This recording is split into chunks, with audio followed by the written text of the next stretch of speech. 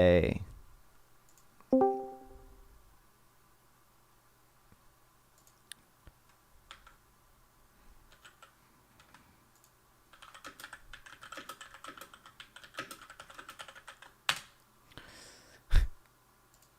Third stream is the charm.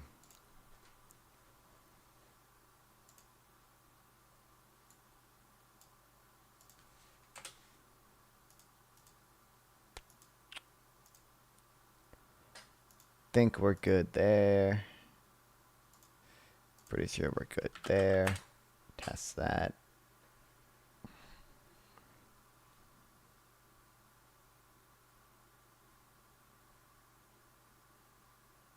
Hell yeah. Should be good this time. Also, apparently Restream fucking changed my YouTube descriptions, but I changed that back. So, that's good.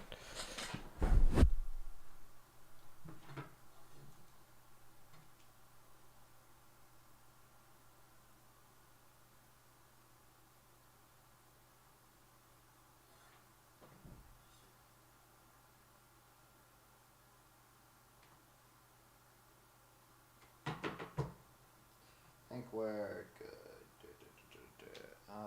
Maybe.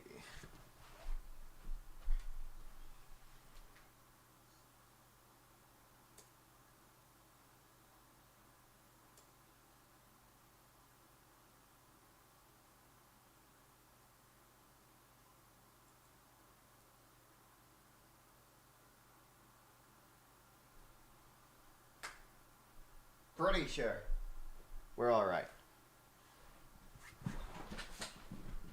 I tested this before. It wasn't lagging, so it shouldn't now.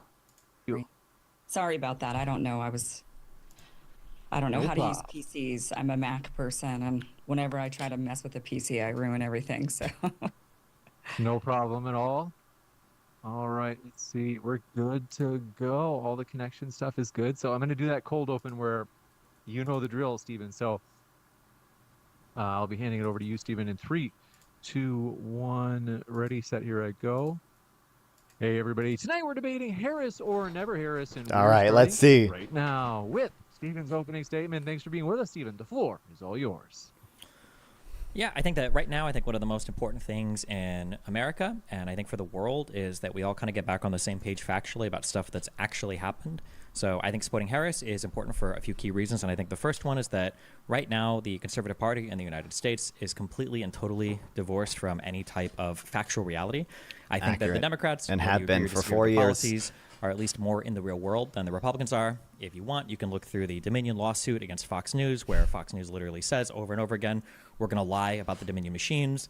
They do lie about the Dominion machines. The reason why they do that is to keep up with the other false conservative media that's lying about the Dominion machines. And you can see this over and over and over again, whether it's all of the allegations of voter fraud, where Sidney Powell and Giuliani have said that they lied about it. As a politician, you have to be aligned with that. You have to be aligned with the Trump narrative, or else Trump will I just think that the hold fact you that accountable. We'll say reality is a huge threat to really the world, because it makes it so we can't live in the same reality, so we can't even discuss policies, and instead we're wasting all of our time debating conspiracies. And that's, I think, one really good reason to support the Democratic Party. On policies, I think supporting the Democratic Party or the Harris candidacy is also important, because Trump has no policies. Every time he opens his mouth, he just says some random crazy stuff. He's talking about a 10%, 20% tariff on all imports. I don't even know if he fully knows what a tariff is. At times where we're worried about things like inflation, the idea of either he doesn't know what they are, or he's lying about them. Every single good that you and buy yes, is absolutely insane. I think that in terms of economic policy or in terms of domestic policy, I think that the Democrats are much more able to get... He should also nail down on the central bank independence here. Donald Trump wants to have some say, he said, at least some say over interest rate decisions of the central bank, which is a really fucking abhorrent policy that is also likely inflationary, because politicians have a pro-inflationary bias. Real stuff done rather than just kind of like pander to an audience. For example, Trump ran on building the wall. He had 4 years to build the wall. He didn't build the wall. He had Republicans in both halves of Congress. There's really no excuse for his failures other than blaming the people around him, which I don't know why he wouldn't just do that again the next 4 years that he's in. Spoiler alert, He will do that again. You compare Donald Trump's, saying we're going to do something about China to Biden passing the CHIPS Act because he was able to actually be an effective leader and get Congress to legislate an actual bill. Or if you look at how the Democrats tried to tackle the border problem, where they had a bill and Trump shot it down because he wants to keep the border open for election season. I think it's clear that the Democrats win when it comes to actual policy. And I think Donald Trump as an individual is an abhorrent, amoral, un-American, unpatriotic, treasonous person who tried to weaponize the DOJ. He tried to create fake slates of electors in order to overturn the electoral vote. He basically chair-led violence on January 6th to try to pressure legislators to not certify the vote. And he tried to subvert the peaceful transfer of power, only leaving when, at multiple stops, there were other people inside of the administration that basically stopped his attempt to, take over power in the United States to prevent the actual outcome of the last election from coming to fruition. So I think that Harris is a which I have seen 3 times because my internet cut out. But we're fixed now. Okay, it's good. Okay. very, very easy choice over Trump, basically no matter which way you look at it. But yeah, that's my argument. You got it. Thank you very much for that opening, Stephen. And folks, if it's your first time here at Modern Day Debate, don't forget to hit that subscribe button as we have many more upcoming debates. And we're going to kick it over to Kim. Thanks for being with us, Kim. The floor is all yours for your opening as well. Thank you. The reason why you should not vote for Kamala Harris, I think the biggest reason why you should not is to protect democracy, the very thing that Democrats claim they're constantly trying to protect. Meanwhile, Vice President Kamala Harris ran for president in 2020. She ended up having to drop out early from the race before the first primary vote because her candidacy did not generate any significant support among the Democratic electorate. There was a lack of enthusiasm. There was a lack of confidence in her leadership. Nonetheless, even without all of that support, she ended up being selected by party elites to be the vice president for Joe Biden. Furthermore, then what Democrats selected have by done Joe Biden. is they have vice president, squashed right? any ounce of the ability to have an election. They squashed any candidates that were challenging Joe Biden, unlike Republicans who actually had a primary, trying to primary Donald Trump. We saw numerous candidates going after Donald Trump. Nikki Haley ran a very how well did that work? I mean, Haley won New Hampshire, I guess, because a bunch of Democrats registered as Republicans. Meanwhile, Democrats actually buried any possible counter to any alternatives to Joe Biden.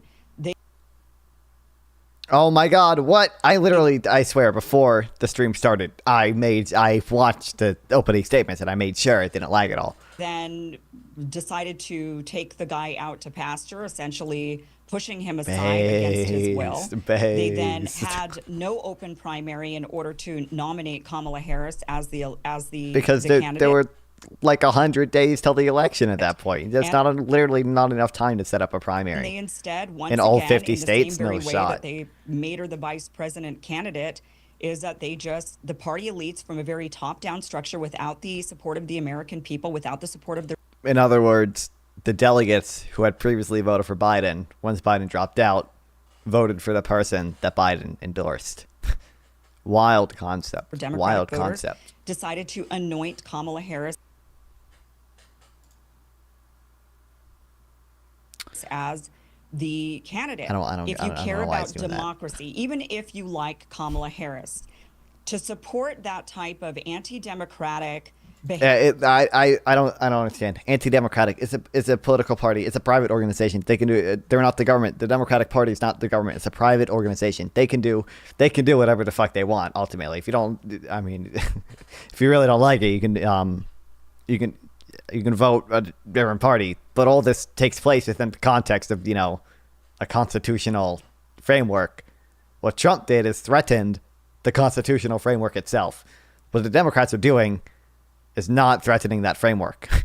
That's the difference. Behavior is signing off on this happening over and over and over again. To agree to this, maybe you like Kamala Harris today, maybe she is the person that you think you agree with her policies, but the fact that Democrats have done it in this very undemocratic way, you're paving the way for this sort of authoritarian top-down form of leadership that the next time the candidate that you don't like could end up being the one nominated. Although I will say that the vast majority of the voters do not like Kamala Harris, so she's not a particularly popular candidate. Since Biden dropped out, she's relatively popular. She's at like 45% approval rating in the history of this nation. Almost a majority. Since polling has come out with a net negative rating of -17. So, if you care about democracy, if that's something that you genuinely want to preserve in this nation, then you cannot support the way that the Democratic Party has gone forward nominating their candidate.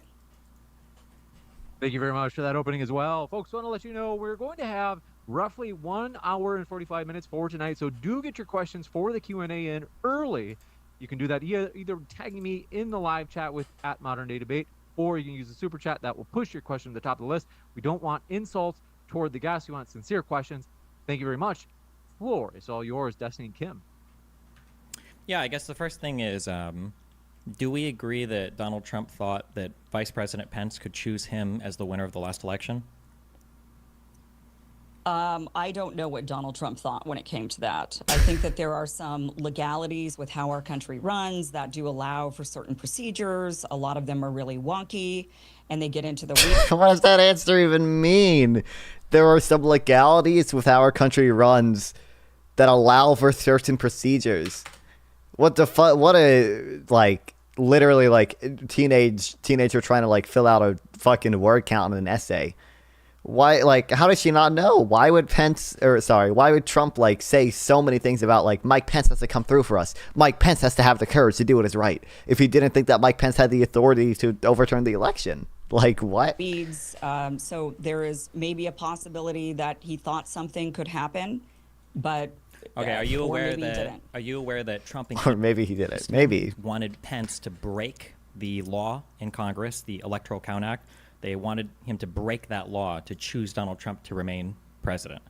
Once again, I'm not sure if that was breaking the law or if that was using an obscure procedural rule that would allow for something along those lines. That has been debated by experts. I am not an expert on that's that, not but experts do debated. debate that. To be clear, experts don't debate it. Are you aware that Eastman himself said on first How do you know? pass? Why do you say that experts don't? Well, I think she's misunderstanding that what was disputed was whether the Electoral Count Act was constitutional.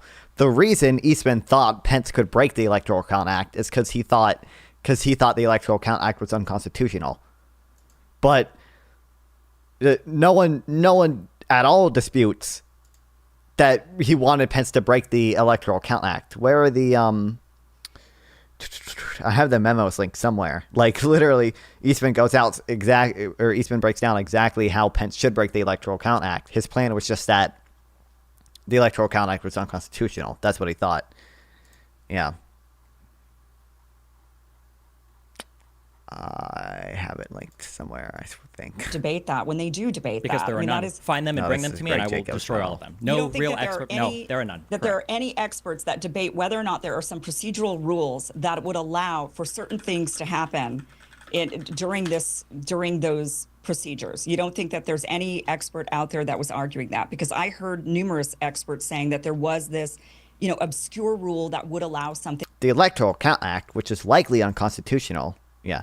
This is the piece we believe is unconstitutional. Okay, but judge is an obscure legal theory. I know. It's obviously dumb, but, like, she's not even...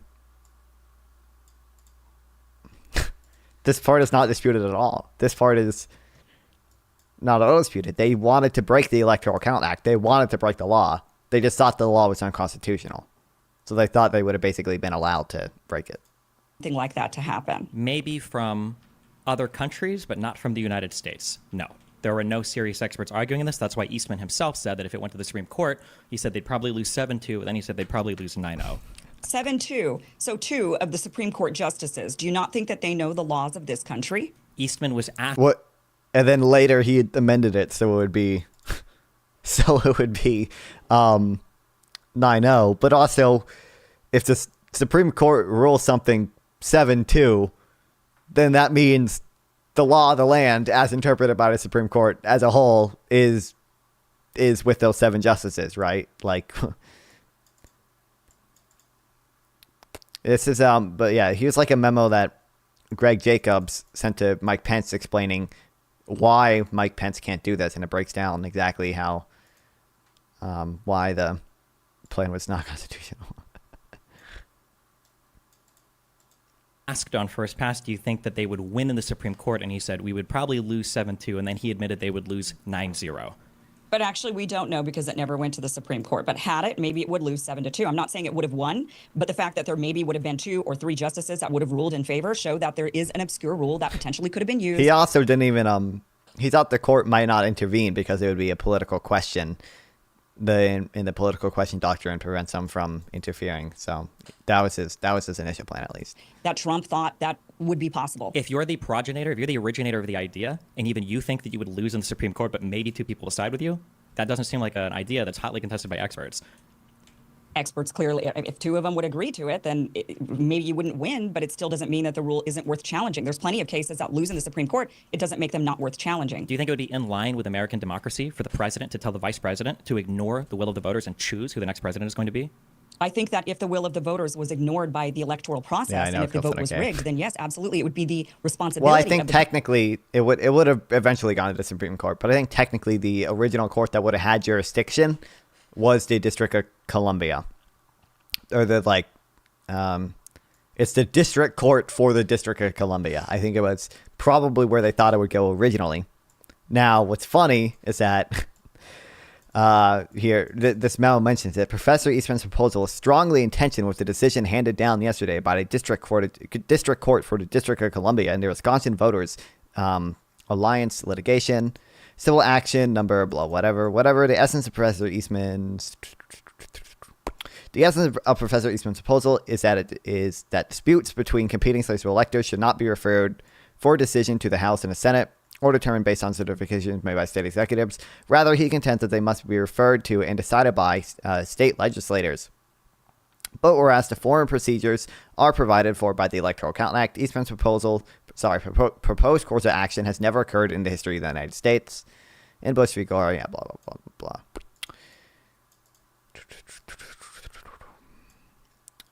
Where did they make the ruling? In Wisconsin Alliance, the court held that plaintiffs' theory that Electoral Count Act is unconstitutional and that the court should instead require state legislators themselves to certify every presidential election lies somewhere between willful misreading of the Constitution and fantasy. So that's what this had already essentially. I don't want to say had already been struck down. It had already been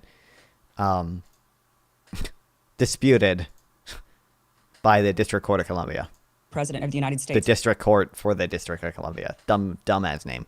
To actually put that forward to protect democracy in this country. Depends on how you look at it. If it were Donald Trump who subverted the election and Kamala Harris actually wins and you believe in your mind or you know for sure that she actually won, wouldn't you want them to challenge that? Wouldn't you want them to try to do whatever they could to preserve democracy? The only reason you're against it is because of the person. And you've got to look deeper than that. It's got to be about the actual process. Because of the person or Donald because Trump of might the not be your lies? guy or my guy, but nonetheless, the process needs to be protected. Yes, I agree with that. You already said that you don't know the process, so I don't know why you're appealing to the process. Donald Trump did try to challenge the election with 64 different court cases. He won one of them in an inconsequential Pennsylvania case that didn't really impact much of the vote at all. He lost the other 63. He was shot down in the Supreme Court a number of times, and he was shot down when he tried to present false evidence to state legislatures a number of times. Everywhere that he tried the process, he lost, and that ended up with him begging Pence to basically just choose him as the winner of the election. At what point can we not say this is probably anti-democratic?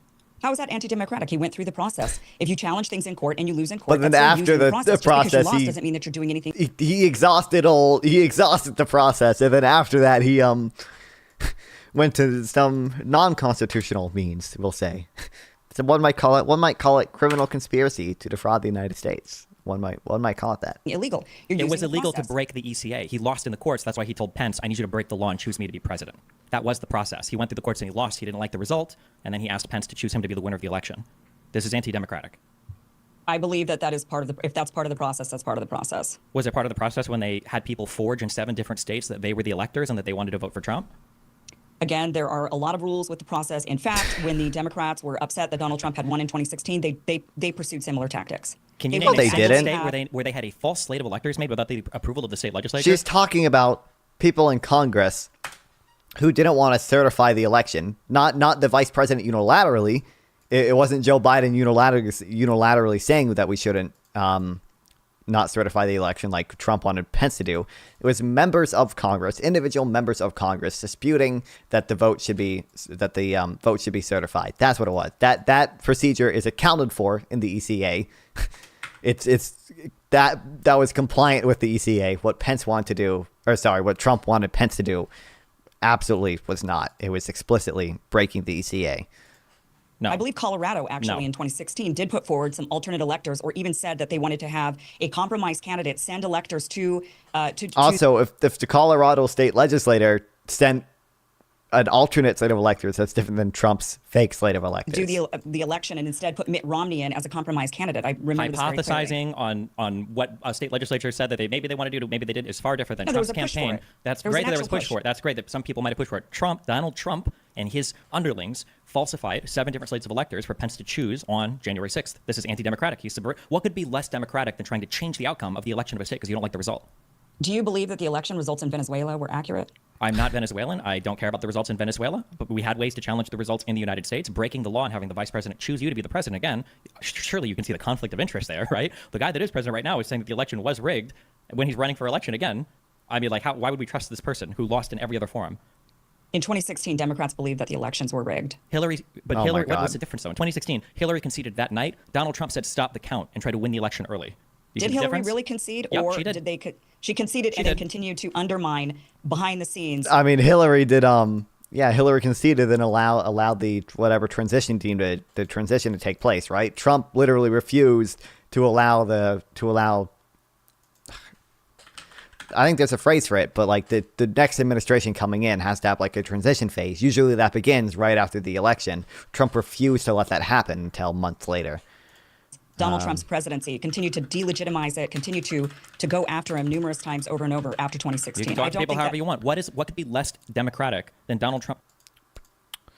For only 11 weeks, a transition is delayed. A transition delayed is a transition denied. Yeah, Telling Pence, I want you to make me the president again. I'm not happy with these court results. I'm not happy with what's going on. I need you to choose me again to be president. I don't think that's actually a clear characterization of what really happened. It is absolutely what happened. It is Well, from verbatim. your perspective, No, but I from don't the think perspective from of the every single perspective- person involved. That's why Eastman, after it failed, was emailing Giuliani saying like, hey, you remember that pardon list? I think I do need to be stuck on that. I think I'm going to need some pardons preemptively just in case. This is why Giuliani and Sidney Powell are being sued. It's why they've admitted that they lied about the voter fraud. It's why a lot of them are being disbarred now. Yes, this all happened. It's a very public record, very open testimonies under oath. Yes, all of this happened. So do you agree that Donald Trump telling the vice president, can you make me president again? That's like the least democratic thing you could ever do in a democracy. I think that if you think that the election was rigged, I think that it is your responsibility to protect Oh my democracy. God. So you think that Donald Trump should have tried to steal don't the want election to, if he thinks that if forgive me, I just want to I want to give you a chance to each of you to get any last thoughts on this, but then I want to redirect us back to Kamala Harris per se. Okay. Okay, yeah. I just think when we talk about democracies, the Democratic Party or the Republican Party could literally right now say, oh, here's my candidate. We're going to put this guy forward, and then you guys can vote for them or not in the general election. Both parties have a right to do that. They're private parties. They can do whatever they want, basically. The idea that Kamala Harris, who was the vice president, who was on the ticket, that delegates that switch from Biden to Kamala Harris is somehow anti-democratic. You don't have to vote for them in the general if you don't want to. Nobody's forcing you to do that. But somehow Donald Trump telling the vice president, hey, I need you to just pick me as the president. I need you to pick me and ignore, the will of the actual voters of the American population and just pick me to be the president again because I'm not happy with the results of the last election. That is the least democratic thing you could ever do in a democracy. I think it was to delay in order to allow for more counting. I don't think it was No. just install me Allow as for more president again counting? and anoint me as president. It It, was. instead was a tactic to delay in order for the challenges to go through the The courts. challenges had gone through and they'd all lost. All They- 6 yeah, I court was gonna cases say were they resolved by already then. There was lost all the nothing court live. Everything cases. was dead. It was completely gone. That's why they wanted him to just choose him to be president again during the January 6th that- counting ceremony. Yeah. Forgive me, Kim. I'm sure you've got a round in the chamber ready to fire, but I do want to just redirect us just back to Kamala Harris per se. Okay, so regarding Kamala Harris, it is an undemocratic process to anoint the next Oh my person. God. Even if the Democratic Party is allowed to do this because they are a private company, I understand that the courts have ruled in that way. Shouldn't that bother you? If you are somebody who actually wants to protect democracy, it doesn't matter if these are private companies, if these are private corporations. They're supposed to be championing and standing for democracy. And in fact, that is something that the Democratic Party claims that they are holding the torch for, is democracy. Yet what they do is they completely undermine the voters. Kamala Harris has the lowest rating ever of any vice president in the history of this country. And yet they anointed her as vice president without even an open primary. They didn't have an open primary, nor did they have an open convention that would have allowed at least the electors to vote for other people. They didn't even allow that. They just said, Kamala Harris is our person. This is a person you're going to have to vote for. And they didn't give you a choice. The delegates could have done whatever still, right? And actually, weren't there like 48 uncommitted Democrats or uncommitted delegates, whatever? That is completely against democracy. I have a choice. I can vote for whoever I want in the general election. So you're completely wrong there. The goal of the party is to put forth a candidate that is the most likely to win the election. I think that the Democratic Party choosing the person who is on the ticket that won more votes in any presidential election in all of history is probably better than trying to have an open primary and having us devolve into a crazy, shit show for a month trying to figure out who the next candidate is going to be. I think the DNC choosing Kamala Harris probably gives them the best chance to win in the general, and I'll be voting for Kamala Harris because she was part of the ticket that all the other Democrats voted for on the last election. If you're not happy with that or if you don't like that, that's fine, but it's not anti-democratic because nobody is forcing you to vote that ticket. If you want, vote for somebody else, or just don't vote at all, or have a protest vote or whatever, and the DNC would probably never do that again. The idea that it was anti-democratic for the DNC to pick the path that they wanted to put forth who they felt was the best candidate, which traditionally they do with the delegate process or an open primary, but this time because of extenuating circumstances, they just went with the vice president who was already on the ticket. I think to call that anti-democratic is silly. There's nothing anti-democratic about that. Nobody's forcing you to vote for Kamala in the general election. Oh, how else are you going to vote? Who would you vote for then? Who are your options? I could not vote. Jill I could vote for Stein. Trump. You vote for what Jill Stein or the Libertarian candidate. You vote for whoever you want to vote for. It's the United States of America.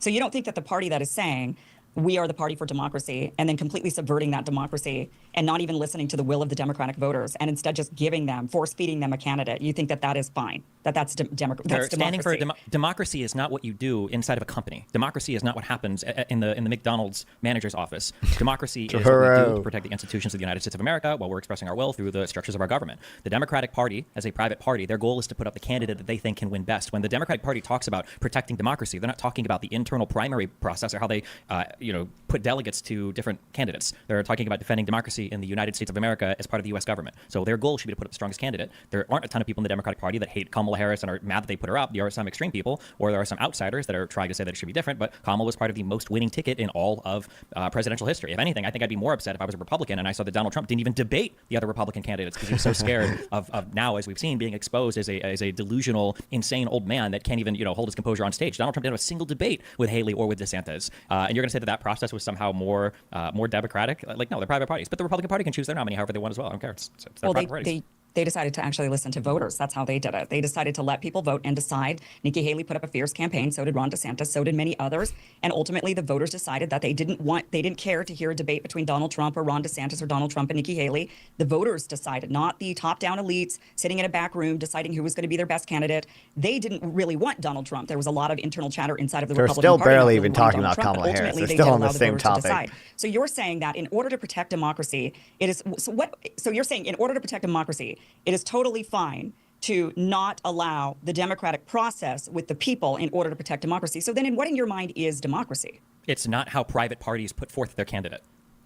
What's democracy? Democracy is a very broad idea that expresses different forms of government that usually involve some form of the population voting. And in the United States, what would they vote on? We could vote on a presidential candidate. We could vote on legislators. What a dumb line of argument. Oh my God, direct referendums to vote for policies. I mean, so is it a democracy if, let's say, both parties just decide that they're going to nominate the same exact candidate and we're all going to have one choice? And they have the freedom to do that because they're both corporate private entities. So let's say they decide that they're both going to put forward anyone who would also have the ability to make their own political party and nominate whoever they want as well, right? And that's who we get to choose, and there's nobody else on the ticket. Is it democracy just because we do get to go through the process of casting the vote for the one person that's available to us? Other people could run for president. Nobody's forcing you to vote for that candidate. Correct. You could do write-ins. You could vote for another person. You don't have to vote for who the two major parties nominate. You understand that how private companies do things it has nothing to do with democracy, right? Like the DNC could say, we are going to do a survey across the United States of America, and we're going to make the tallest person in America our candidate. That would have no impact on our democracy. I imagine a lot of people would be upset. I probably just wouldn't vote for the Democratic ticket, and I'm sure another party would arise if we believe in free market capitalism and freedom and all that. I'm sure another party would come up and they would offer a better candidate. That has no impact on our democracy. Nobody's forcing me to put this person in government. This is just the candidate they're putting up. And again, I don't think we disagree. Kamala Harris was part of the ticket that got more votes than any other presidential ticket in the entire history of the United States. So why would I want them to do an open primary with a month to go and then have the entire party descend into chaos? Would that be more democratic to allow a whole bunch of people to come in and a whole bunch of crazy stuff to happen? Would we be more unified in 1 month afterwards? No, I think the DNC made the correct choice. The majority of the Democratic voters seem to think that they made the right choice. The fact that the Republican Party is currently in free fall, I think means that most people think the Democratic Party made the right choice. So yeah, I think it was a good choice. And if you don't like it, just don't vote for him. There's no impact on our democracy. This is the most bizarre argument. I'll just let you. I'll let Great you have response. That one because ultimately, I think you just argued against yourself. This is not. You just described anti-democratic processes and trying to claim that it's democracy. I don't even know how to go with that. When a supervisor tells an employee that they need to clock out because they're going to get overtime? Is that anti-democratic? Companies are not democracies. They can be. Oh, now who's arguing against themselves? Wow, good one, dude. Right. Nice I one. agree with you. I agree with what you just said. Companies are not democracies. Okay, the RNC and the DNC are private companies. That's all they are. And I agree with you. They're not democracies.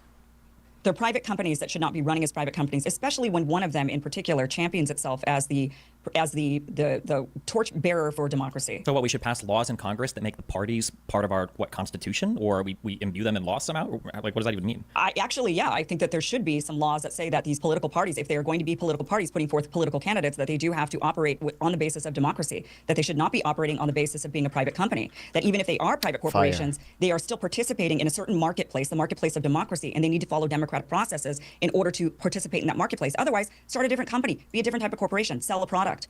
If you want to do, if you want to do that, that's fine. But like, we would have to change the entire process. Like, primaries aren't even really. Yes, absolutely. What do you think that a primary is even that democratic? How many people vote in the primaries? What, like 10 or 11 million people? What's democratic about people campaigning for Iowa and New Hampshire because they just arbitrarily happen to be the first two states? Like, all the states do their primaries differently. Some of them have open primaries, some of them have semi-open primaries, some of them are closed primaries.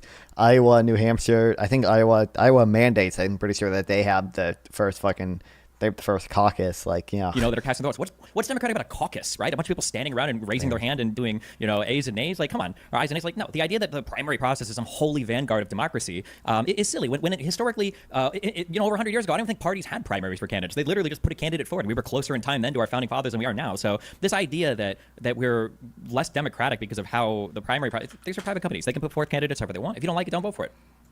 So, okay. I mean, it's if you're going to participate in a democracy, this is kind of like the argument about when certain companies don't want to give services to certain groups of people. They don't like gays, for example, so they don't want to sell services to gays. What the Supreme Court decides is if you're going to have an open business to the public, you have to serve the public. That is, you can't just decide just because you're a private company that you're going to do things your way. There are certain rules to the game. There's got to be rules to the democratic game. If you're going to participate and make a corporation that's going to be participating in the marketplace of democracy, then you need to be democratic in the way that you operate. You can close your primaries to only those who are registered voters, but you should be. But typically, what they're supposed to be doing, and what we think they're supposed to do, but of course the legalities are a little bit different, is they are supposed to have primaries in each state or caucuses, and people are allowed, if they're especially registered for those parties, to vote in those primaries. Of course, the state doesn't really have to do that. They can. I mean, the parties don't really have to do that. They can, as you mentioned, they are private companies. But just because they can get away with these types of things does not mean that we should allow it or condone it in any way, or say this is fine, we're okay with it. We should never be okay with a lack of democracy. When you say we should never be okay with it, so then wait, real quick, for the 150 years or whatever that this country didn't have primaries, then were we not a democracy then? We just became a democracy like a few decades ago or whatever. Like, what this argument is nonsense. Primaries have nothing to do with whether or not you are a democracy. How you serve the public has nothing to do with whether or not a company is a democracy. Like, this argument is disconnected at every single level. A party can put forth a candidate however they want. Yeah. On this particular topic, I want to give Kim the last word, and then I do want to examine someone in the chat said, hey, we really want to hear what you guys both think on Kamala and the economy particularly. Go ahead, Kim. Okay. I don't know what democracy I bet then. If democracy she has some good involve takes there. people voting for what they want to vote for, getting the candidates in that they want to represent them, getting the policies in that they want to represent them, that to me is democracy. And I think that's the definition to most people. So to say that, well, it doesn't really matter. The democracy is you have the right to vote. You could just vote for, you could write somebody in who you know will never, ever win. And they just anointed a person is completely antithetical to democracy. I want to jump into this. Kamala, would Harris be a benefit for the economy? Would this be, maybe the economy would just be sustained, in other words, maintained at where it is, or would it become worse? What do you guys think? I think that it's hard to predict what a Trump economy would look like because Trump has given basically no policy positions whatsoever. Even though Kamala is a bit to the left of me, I trust her on the economy more because I think that Democrats tend to hold their own accountable. I think that Democrats tend to put a little bit more restraint if a candidate suggests something crazy, but Republicans are completely and totally unable to hold Trump accountable because the entire party is obsessed with Donald Trump. So if Donald Trump says something insane, like he wants to put 10 or 20% tariffs on every import in the world, the entire Republican Party is absolutely silent on it because nobody can say anything to counteract anything he says because, so Donald Trump is going to try to bully them out of office and turn them into a rhino and destroy their career. So I definitely trust the Democrats more on economic policy right now because Donald Trump is insane. I don't even know if he knows what a tariff is, and I haven't heard anything very compelling from Donald Trump when it comes to economic policy. I think we just look at where we are right now as an economy. We're just definitely worse off. We have much higher inflation. Under Biden, it has reached a peak of 9%. Under Donald Trump, I believe that the average inflation was about 1.8, so it's a lot lower. We look at unemployment and jobs. We can't, the COVID pandemic, we can't really count that in. It's unemployment and jobs? What do you mean? Biden has been way better for that. What? Unfair to say how many jobs were lost during the pandemic and then how many jobs were regained. But now we've leveled out. We can look at where we're at today in 2024 or even in 2023 comparatively to under Donald Trump in 2018 and 2019. And I think there's no doubt that we are worse off economically by all measurements today than we were in All 2018 or measurements? 2019. I'm sorry, real GDP growth is higher than pre-COVID projections. Like, really? I think we Americans just saw their first gain in real income. Americans see first gain in real income. Like hourly wages are up a lot, especially for the bottom 10% of workers. Their wages grew really fast because the labor market was so tight during the COVID pandemic. Yeah, U.S. median household rose to $80,000, the first significant increase since 2019. Yeah, inflation is back down. Like, Yeah, there's this unfortunate reality that every time a Democrat comes in office, we basically have to clean up the insane disaster left to us by the last Republican president. When it was Obama, it was having to clean up the disaster of the 2000 and prime age employment is literally at like a 40-year high as well. So financial crisis. And when it was Biden, it was trying to clean up the disastrous response that Trump had to COVID. So is the economy worse off now than it was in like 2018? I mean, it depends on which indicators or which metrics you're looking at. There are definitely some things that are harder. Inflation was definitely an issue relating to COVID. But one thing that I noticed was curiously absent from Kim's answer here was, what is Trump going to do about it? There were no policy positions given. There were just statements made about the state of the economy. Donald Trump did massive deficit spending that, of course, would contribute to the inflation that we felt a few years later. Donald Trump slashed taxes. He cut government revenue, and he didn't actually decrease any of the government spending. He ran the highest budget deficits for no reason of any president in all of history. At least Biden can say, well, I was dealing with COVID. I had to do something. Trump just ran massive deficits because he wanted to, because it was the popular thing to do. When the Fed talked about raising rates, he tried to bully them on Twitter. So, yeah, of course, anytime you go to government that's willing to just spend like crazy and reduce the amount of money they take in, of course, the economy is going to be booming. But I mean, if you print a ton of money and you just give it to people for no reason, of course, the economy is going to be booming. What are the policies that Donald Trump is suggesting now that would help Americans going forward? And what do we think about this tariff idea? He keeps saying 10% tariffs, 20% tariffs on everything. How is that just... And please mention the Federal Reserve Independence. Please mention the Federal Reserve Independence. It's a horrible and inflationary idea. Just not going to boost inflation even more. Yeah, I mean, I'm not a fan of the tariff idea. I don't agree with Donald Trump on that. But going back to Harris and Harris's policies and whether or not she has anything that's going to be boosting the economy, I mean, to say that the Democrats are here now cleaning up Republicans' mess, it's an odd way to clean it up. With record inflation, and we've got a record now gig economy, so people are not able to get full-time jobs with benefits. They're instead having to hustle, having 2-3 jobs.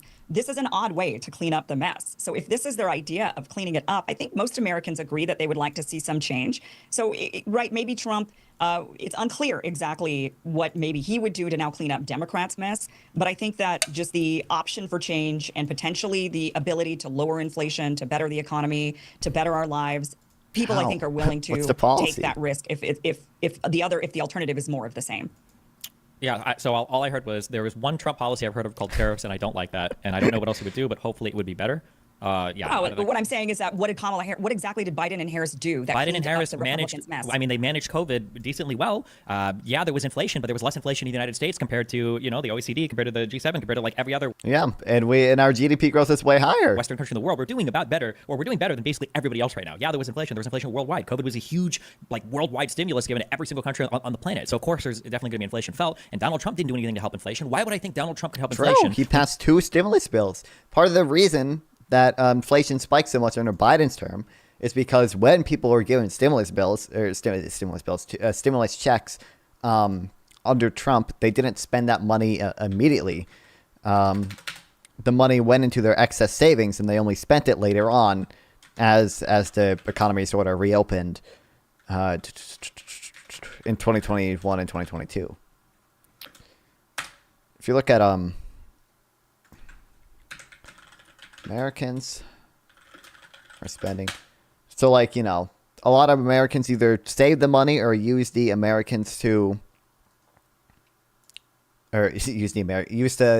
stimulus checks to spend or to pay down debt, rather. Paying down debt can actually reduce the money supply. So that's why it wasn't necessarily inflationary then. But as the economy reopened, people were able to spend more money. You can see these are the stimulus checks, right? Yeah, but household debt as a percentage of GDP is down. There was another statistic too as well that was really good. I forget what it was. There's two big things, like household. I remember household debt as a percentage of GDP. So that's total household debt of every household in the U.S. As a percentage of GDP has decreased quite significantly. God, there was something else. I don't remember, though. When he had a booming economy and he didn't manage to cut the deficit. Donald Trump couldn't manage Correct. the budget when the economy was exploding. Why would I think he could manage the budget when the economy is having trouble? And now you've got the Fed. Real wages are rising. GDP growth is higher. Yeah, here's the. It's just this. Americans have hoarded excess cash. You can see a lot of it was being spent in 2021 and 2022. Prime employment population, all-time highs, unemployment, all-time lows. And what's really impressive, kind of impressive, I mean, I think it was always going to happen because I think inflation was always going to be transitory. But we managed to bring down inflation. Really, this is more of the Fed than the government. But inflation was able to decrease significantly without unemployment increasing significantly. We just started finally easing monetary policy with the rate cuts we had yesterday. And because inflation is back down, but unemployment is still only at 4.2%. It was under 4% for 27 months straight. Fed actually announcing that they're going to be cutting rates because inflation has come under control. So it seems like the administration is heading in the right direction. Why would I trust Donald Trump, whose only economic policy he's put forth would increase inflation, which are tariffs? Why would I trust him to do anything good? Can you articulate like a single policy that you think Trump would do that would be good for the average American, that would actually help the economy? Well, I can tell you what he wouldn't have done that Democrats did do that actually crushed our economy. That actually. So the answer is no. Just say the answer is no. See, you got to say the answer is no, and then but I can tell you such and crushed such. the economies around the world during COVID in particular, and that was government shutdowns. That was Democrats with their Democratic governors, and they were taking directives from top down. Wait, Democratic governors? How is the Democratic governor, or how's Trump going to do anything about Democratic governors? What? Closing the economy. Of course, when you close the economy, you're going to end up with a lot of ramifications that are going to be very damaging to an economy. And that is not something that any Republican or Donald Trump advocated for. So I can tell you that, yes, the world economy, everything was very bad. Under Biden, things have been bad with COVID. I don't know exactly what you think they did to clean up COVID or to help during that crisis, when actually all of the decisions, in particular lockdowns, have led to massive disaster. Who do you think was the president during the majority of the lockdowns? Who do you think actually directed the lockdowns? Okay, the answer was Donald Trump. The answer was Donald Trump. But Donald Trump was the president during the majority of lockdowns, number one. Number two, when you say, what did the Democrats do? I mean, we could look at a ton of different things. They had the child tax credit, something that Kamala Harris wants to bring back. The child tax credit slashed childhood poverty by 50%, 54%. It was a huge boost to working families. What else did they do? Biden passed legislation to make meaningful change and meaningful investments in our ability to manufacture microprocessors with the CHIPS Act, the ability to reinvest in our infrastructure. With the infrastructure bill, a bill that Donald Trump wanted to get passed, but he couldn't in the 4 years that was here. He actually managed to pass a bill that tried to offset the spending of the bill with new tax receipts, with the IRA, the Inflation Reduction Act. I mean, what didn't they do? I mean, the Democrats tried their best, and I think we've seen the results of that. The United States is crushing the rest of the world due to actual legislation that I can articulate and actual policies that I can articulate. Donald Trump just rode off of an economy that was already booming under the last few years of Obama. We've been posting all-time highs in the S&P 500 and the Dow Jones since I think 2013, and all Trump did was came in and he spent more, and then bullied the Fed when they talked about raising rates because they were getting worried about inflation. And then here we are. Again, you can't articulate a single policy or a single thing that Donald Trump would do. You're mad at shutdowns that happened under Donald Trump. I'm not arguing for Donald Trump. We're arguing against Kamala Harris, very specifically. I am not for Donald Trump. I'm not voting for Donald Trump. Let me just make that extremely clear. So I'm not arguing on behalf of Donald Trump. I'm arguing against Kamala Harris. What we know is that Democrats have done a very piss poor job of actually managing the economy. We Compared are worse to who? off today by Real wages are the middle. Wow, great. Oh, look at real wages going up. Although I should, if you look at the graph earlier, during the spike in inflation, we did see a period where wage growth was outpaced by inflation. But by now, it's back to, they're about matched here, and then it's slightly higher here. This is hourly earnings versus weekly earnings. every single measurement. But we're better than Right every other compared to country. We came out of ourselves, COVID. except China. I don't know exactly what they're doing here. Biden versus Trump percentage points. Are they subtracting?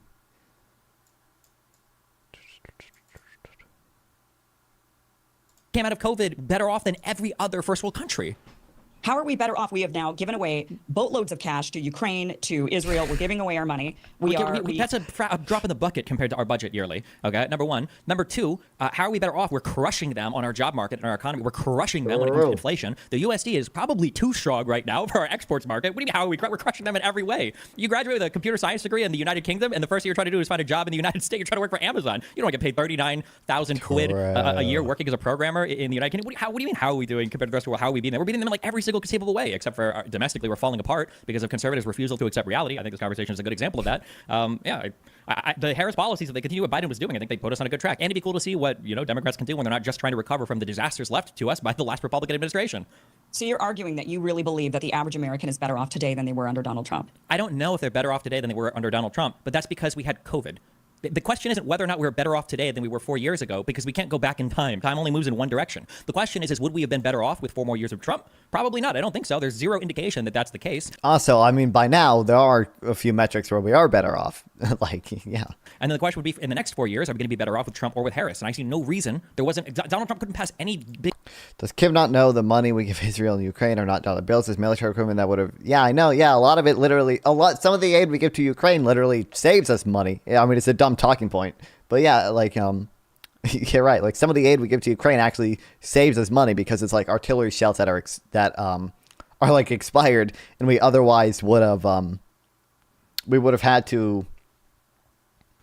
We would have had to dispose of them, which costs money, versus just giving them to Ukraine. It's free. So big bills or any legislation, even if he said he wanted to get done, you can even repeal the ACA so he can control any of his spending. And I mean, it's also dumb because that money goes to like U.S. companies. It goes to supporting U.S. jobs.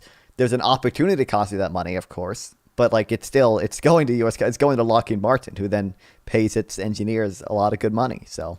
Dude was spend. Donald Trump's just, and the only major policy platform he's talking about are tariffs on everything. So why would I think Donald Trump would be good? The stock market is posting all-time highs, or unemployment is still low. The Fed wants to cut rates. Every economic indicator is looking positive. I don't know what to say. What could Donald Trump possibly do? What's wrong with what Harris wants to do? What's wrong with what Harris wants to do is just continue where we're at right now, which a lot of Americans don't want to be in, which is high inflation. Inflation has come down. The Fed wants to cut rates. Why would the Fed be talking about cutting rates if inflation was still too high? Yeah, it's a good question why they want to cut rates just weeks before an election. It's really a good question. I knew everyone does this now. It's so dumb. They want to do that, a record cut to the rates. What is the implication that the Federal Reserve is beholden to the Democratic Party? It's an independent operation of banks. What do you mean?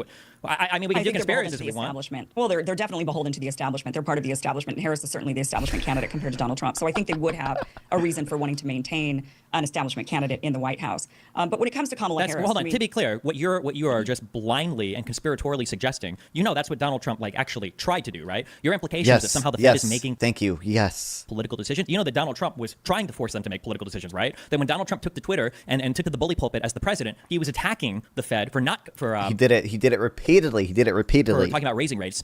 He was attacking the Fed for that. That's what Donald Trump tried to do. What you're asserting with zero evidence that Biden and Kamala, do you not believe the inflation rates that are being posted? Do you think that's all a Jerome Powell has gone on record, by the way, saying that Trump did call him a number of times. Biden has not. Biden has never called Jerome Powell. He's so lonely now. So the Federal Reserve is acting on nothing, and nobody in our economy can see that, or those leaks were real? Yeah, of course they were real. Yeah. It's interesting then if you really believe, and maybe you're right, that the Fed completely operates completely independently from any political influence whatsoever. The fact that they feel like they need to do a rate cut this big, what does that tell you? What do you mean a rate cut this big? This is a very large rate cut. No, it's not. This is a large rate cut. They don't do just half a point out of nowhere. They usually do a quarter of a point, not a half a point. That's actually quite a large rate cut. No. For them to be doing that right now shows that they believe the economy is in dire straits under Joe Biden and Kamala Harris, that they have to take drastic measures in order to correct it. No. Hold on. I'm so sorry. Why are they doing it? Wait. What do you think? What are the two things that the Federal Reserve try to manage? She doesn't know. She doesn't know. She doesn't know. Okay. The Federal Reserve tries to balance unemployment and they try to balance inflation. Okay. These are the two indicators that the Federal Reserve looks at to determine how they should set rates. If inflation is getting really, really, really low, then the Federal Reserve is going to cut rates because we should have some amount of inflation to keep the economy healthy and moving. That's how the Federal Reserve makes decisions. And then it also looks at unemployment. If unemployment is getting too high, then they might cut rates as well. It just depends. Like these are the two things. But balancing out unemployment and inflation are the two. That's the mission statement of the Federal Reserve. How could you accuse the Federal Reserve of acting in a politically partisan way? You don't even know what the mission of the Federal Reserve is. You're just saying random things. I'm dropping that accusation. I'm asking you why did they do the rate cut? Because they feel like inflation has come down significantly. So they want to boost it back up? Yes. You think that's exactly why? What Destiny says is partly correct, but it's also because they don't want the labor market to weaken even more. They think the labor market right now is in a good spot right now, which is what they try to balance inflation and unemployment. They think the labor market right now is in a good place, and they want to keep it that way, which is why they're cutting rates. They don't necessarily want to bring inflation up, but yeah, I mean, if inflation is too low, they do want to bring it up. So they did a rate cut because they want inflation. Do you know which video he was watching? I mean, you can go to the website he was on was called Nude Africa. Smoking in that communist Paul Castro right now. Base. Thank you. AM amazing.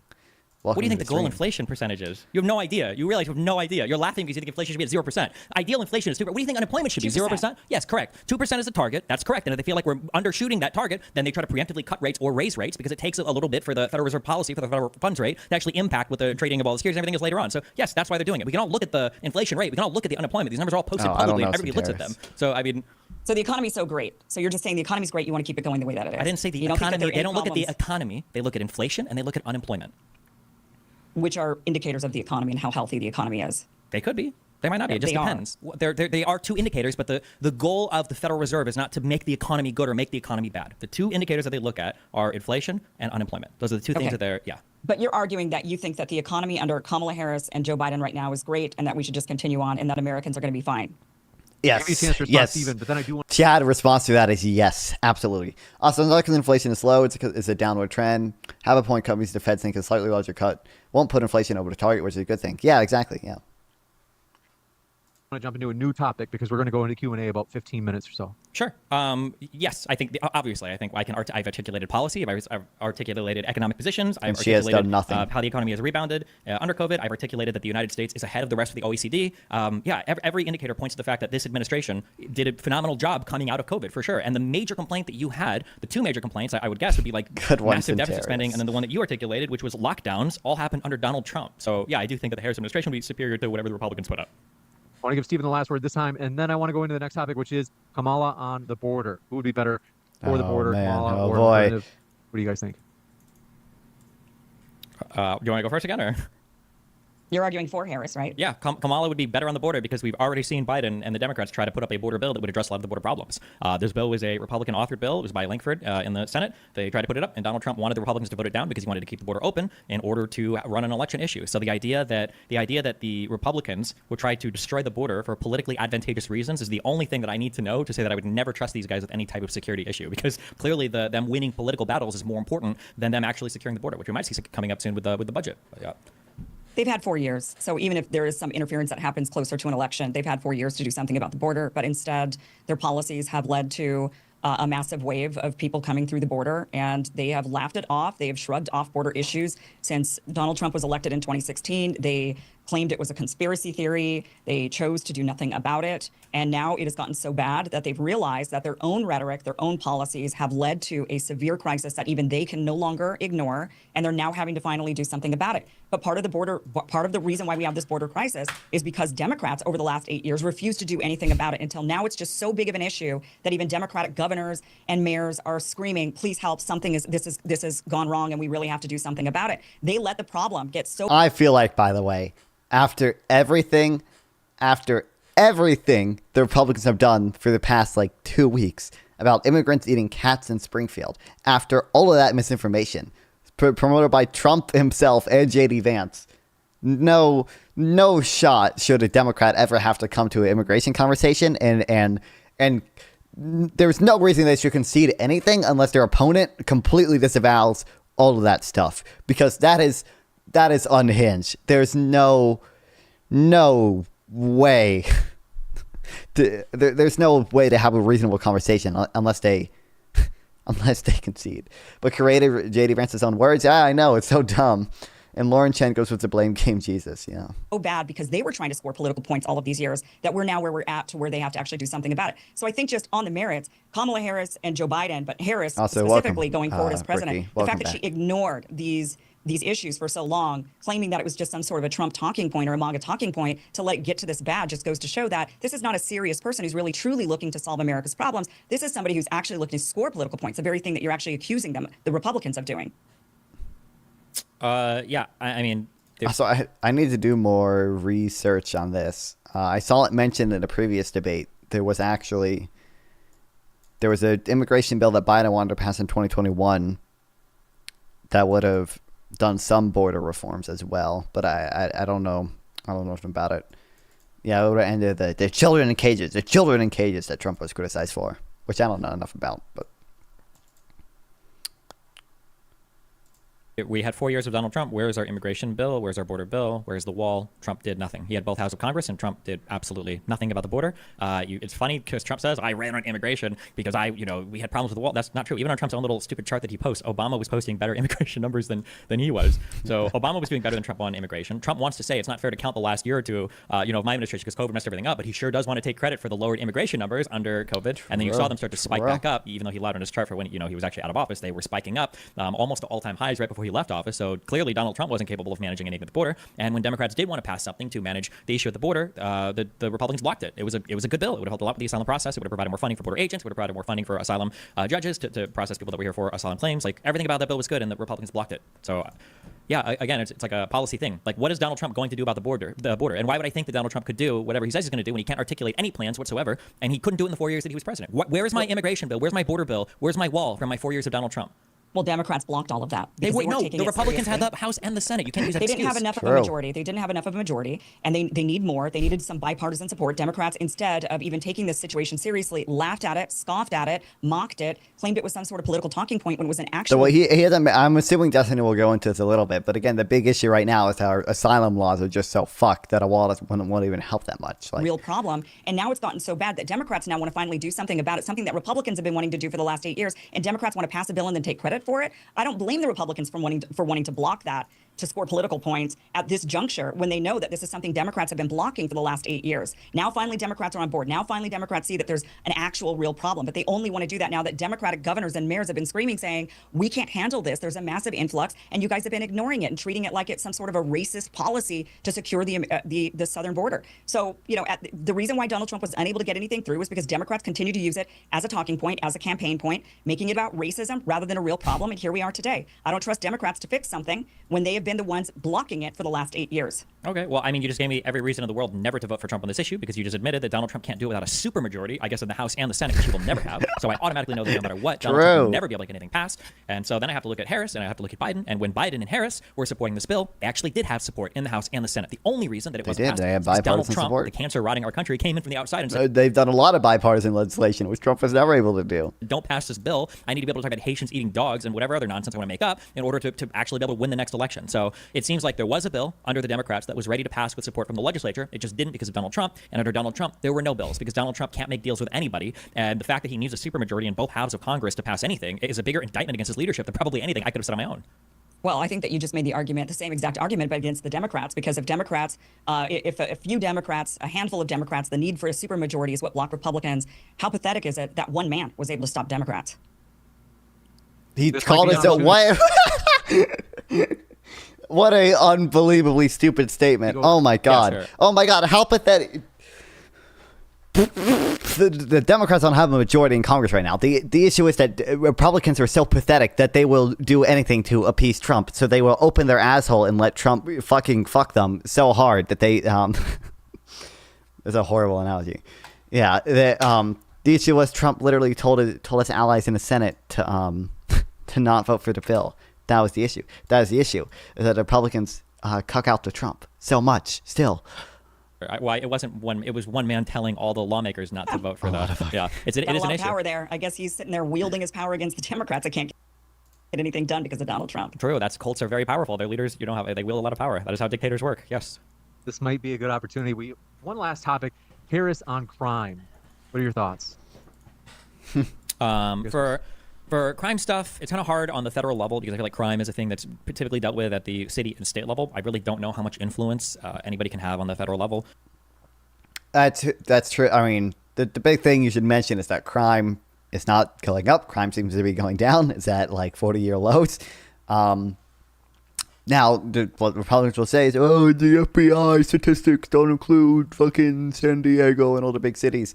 That was true for 2022 because we switched over to a new data collection system. We didn't include a lot of big cities, which had a lot of crime in 2022. Since 2022, it's been fixed. The numbers from 2022 probably aren't accurate. They probably are an underestimate. But crime on a whole, since then, the percentage of crimes covered by the FBI statistics has gotten back to normal. So... Automod. So, we can know now that crime is actually at a 40-year low. And although Destiny's right, you can't do much at a federal level. I would say like the big thing that Biden did was resist a lot of the defund the police stuff. Right now, who knows? Maybe Harris won't continue it. Although we've moved past the defund the police stuff as a society, no one's talking about that anymore. But I would say the big thing Biden did was support like hiring more police officers and not support the more progressive like defunding the police stuff. When it comes to enforcing things relating to crime, I do know that, if I can look at like direct actions that people take, like the mobilization of things like the National Guard. I know that Donald Trump was in charge of the National Guard on January 6th, and he decided not to deploy them for political reasons. So I don't know why I would trust that guy who. Am I stroking? Is his voice sped up? Yeah, I have it at 1.25 times speed. Yeah. Allow some crime to happen as long as it's advantageous to him. I don't know how I would ever trust that guy in managing anything related to crime. I also don't think I trust Trump on anything that he says for crime, because I know that, for instance, when Walz was dealing with BLM stuff in his What? state, Donald Trump had a lot of nice things to Not me. I mean, I was speaking fast for a little bit, but say about him. But as soon as he was running for are you stroking? president again, and Walz was made the VP pick, all of a sudden Donald Trump hated everything that he did. So I I don't know if I don't can trust think I anything am. on Trump when it comes to crime. And again, I would challenge, I'd love to hear a single position articulated that Donald Trump has talked about that would help anything related to crime in the United States. But again, I don't know what the federal president can do in regards to crime. I think that when we look back at just even Kamala Harris's record on crime as a prosecutor, she has a mixed record. Democrats in general have been very lax on crime. They have advocated for lax criminal policies. Schrodinger's Kamala Harris. Is she soft on crime, or is she so harsh that she's arresting single mothers for truancy? It's literally Schrodinger's prosecutor. Was a lot of defund the police chatter. There was a lot of, bail out the people that committed crime during the Black Lives Matter protests and funds that were created. Democratic policies. She did across retweet various one different states fund have to allowed bail for out criminal BLM activity. I live in the state of protesters. Wow, California. They can't believe allow it. now a certain amount of criminal activity to go completely overlooked. I think I agree that I'm not sure what the president can really do. I mean, the president doesn't really even have much on, like when it comes to tax policies, for example, that has to be done through Congress, or even the border policies have to be passed by Congress. There's very little a president themselves. You know what? The issue is a lot of things Trump wants to do can probably actually be done unilaterally through the executive. So tariffs can be done unilaterally through the executive because Congress delegated that authority to the president, at least for matters of national security. Now it's possible that when Trump does his tariffs, the court says, hey, not all these tariffs are for national security reasons. You can't have all of your tariffs, but he would definitely have some of them. And things like potentially restricting abortion. So it's true, like the president can't ban abortion, right? That's true. However, there's a law called the Comstock Act, Comstock Act. I always pronounce it wrong. Which basically, depending on how it's interpreted, could prevent the mailing of abortion pills to patients, and it could prevent the mailing of abortion the materials required to perform an abortion to doctors. So it could make it significantly harder for women to get abortions, and that can be done unilaterally through the executive without any action from Congress. So there are things like that which are probably concerning. Probably concerning if Trump gets elected. Actually do without an act of Congress. But when it comes to crime, these are more about, I think, the policies of the platform of the party. And Democrats as a party have run on, we want to allow more criminal activity, essentially, or certain things are not really crimes when they really are. So I think the entire messaging of the Democratic Party, which is, of course, led by now Kamala Harris, is one that is not tough enough on crime. When interestingly, does she still live in 2020? Like where we've moved past this conversation at this point. Kamala Harris, though, has a very mixed record. When she was a prosecutor, she was known for being quite tough on crime. Yeah, I don't know if I would trust a guy who's a 34 convicted felon, 34 felony convicted felon who the biggest engagement that he has with law enforcement is, or crime-related stuff, I guess, is giving pardons to literally every single friend that he has who has been convicted of crimes. Some people that are very, very hard to excuse his pardons for. So yeah, I wouldn't trust Trump on anything related to crime. I think people are more concerned about actual violent crime and theft rather than white-collar crime. So even if what was Occupy Wall Street about? That was something people were obviously very concerned about at the time. But now we're in a different era. You're talking about another decade or 15 years. And here we are with violent crime rampant in the streets. We've got people being able to steal theft up to $900 at a local Walgreens is legalized. So there's a lot of crime happening that are really, truly affecting people. They're afraid. And it's The defund the police movement was very much part of the reason why police forces are not stacked enough with enough staff to handle this rise in violent crime. Why is there violent crime, by the way? Because of inflation. But When the economy sucks, crime goes up. okay, well, I'm glad we're talking about the socioeconomic factors behind this crime. I'm glad Republicans are all on board that movement now. I want to find the violent crime is rampant in the street thing. It's just not true. It's fallen. I don't know what she's yapping about. Yeah, I'm not even sure if I think like violent crime I think is lower now I think than it was even at the lowest. I'm pretty sure it is. No. I know that for they lied on the statistics. It's not lower. I like so here's the estimated percentage of the population covered in the FBI crime statistics, right? There was a dip when they switched over to a new data collection system, or this dip is in 2021. Past 2022 is okay. Okay, so this is correct. There was like there's basically two positions you can have on this. You disagree equals you lie. I know, yeah. Like I feel like there has to be like some like back room of like Republicans like coming up with like this talking point of like the percentage of people covered in the crime statistics dropped, so the crime the crime statistics from 2021 aren't accurate. That's why it shows a dip when maybe there really wasn't one. And then like that gets interpreted by like dumber Republicans. It's just the FBI is lying on crime statistics. It's all fake. It's all made up. So there's kind of like a reasonable position that you could have on this, but the reasonable position is not that the FBI lied. It's that the data from 2021 is going to show a big dip just because the percentage of crimes covered in the statistics dipped, but that's it, yeah. But also like we have things like murder, which murders, I'm pretty sure the reporting on murder was